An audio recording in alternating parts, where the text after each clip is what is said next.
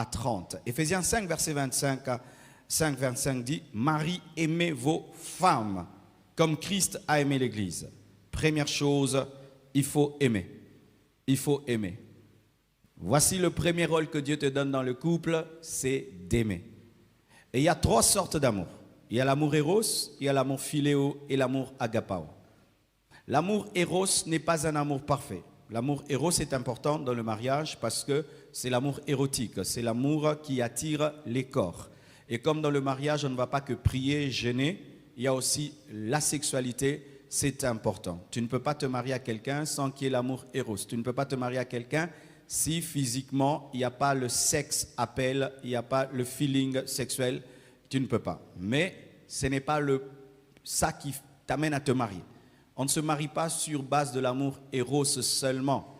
Si tu as de l'attirance physique envers un homme, vers une femme, ce n'est pas ça d'abord qui doit t'amener à te marier. C'est déjà un palier, mais ce n'est pas la totalité parce que l'amour éros ne garde pas dans le mariage. Tu peux ressentir l'amour éros envers une femme et puis une autre et puis une autre. Tu peux ressentir l'amour éros envers un homme, un autre homme, un autre homme. Alors, quand tu te maries sur base de l'amour éros, tu seras infidèle parce que l'éros est changeant. Tu peux avoir de l'attirance physique et puis ne plus en avoir, et puis en avoir pour quelqu'un d'autre. C'est pourquoi vous voyez des gens qui tombent dans l'infidélité parce que leur mariage est fondé sur l'éros. Jésus ne nous a pas aimé de l'amour éros. Deuxièmement, il y a l'amour philéo. C'est un niveau plus élevé. C'est un amour qui relie les amis. C'est un amour qui relie les membres d'une même famille.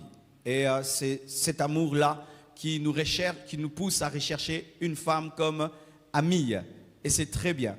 Mais ce n'est pas la perfection parce que l'amour philéo n'est pas parfait. Nous voyons même des frères et sœurs qui se haïssent. Nous voyons même des frères et sœurs qui se trahissent. Nous voyons des amis qui se trahissent. Ainsi, c'est bon, mais ce n'est pas parfait. Il faut aimer de l'amour agapao. L'amour agapao est une folie.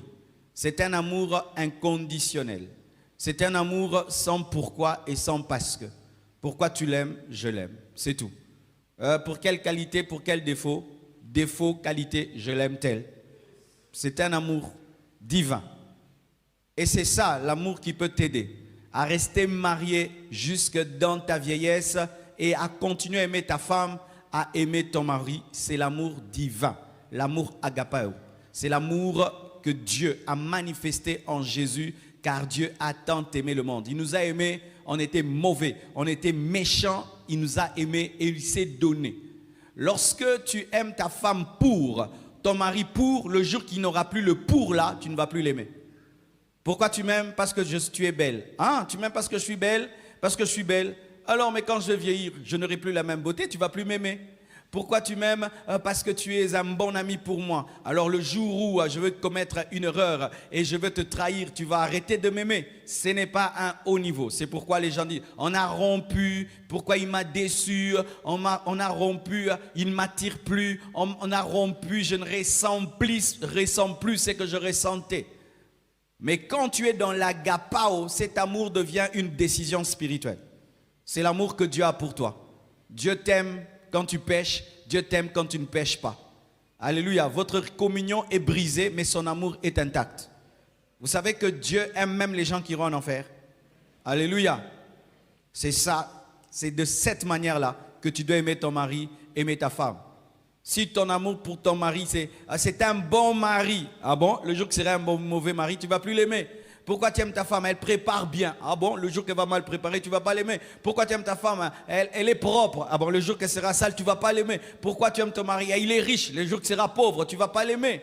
Pourquoi tu aimes ton mari? Parce qu'il m'aime. Ah, s'il ne t'aime pas, tu ne vas plus l'aimer. Mais Dieu nous aime même quand on ne l'aime pas. Amen. Hein? Alors, mes frères, vous comprenez que c'est un amour qu'on ne peut avoir que par le Saint-Esprit.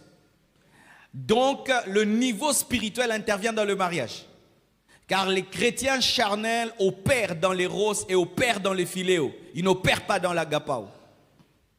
Et tu peux être prédicateur, hein? Tu prêches bien, mais ton amour pour ta femme, pour ton mari, c'est seulement les roses et c'est seulement le philéo. Il n'y a pas l'agapao. Et l'agapao et sera révélé le jour qu'il y aura un problème.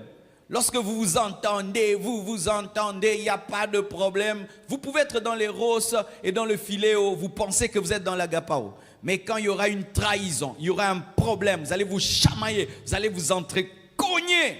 Et il faut pardonner, continuer à aimer, c'est quand vous aurez le test de votre amour. C'est pourquoi dans un couple, tant qu'on ne sait pas cogner la tête, on ne sait pas si on s'aime. C'est le jour que vous allez vous cogner la tête, que vraiment ton mari te déçoit, ta femme te déçoit, maintenant on va voir si le turbo agapao va entrer. Et si tu ne l'as pas, fini. C'est ça, quand tu vois, quand ton mari physiquement ne t'attire plus, le mariage n'est plus. Pourquoi? Parce que vous avez fondé votre couple sur l'éros. Fondez votre couple sur l'agapao. Et là où il y a l'agapao, il y a toujours le filéo.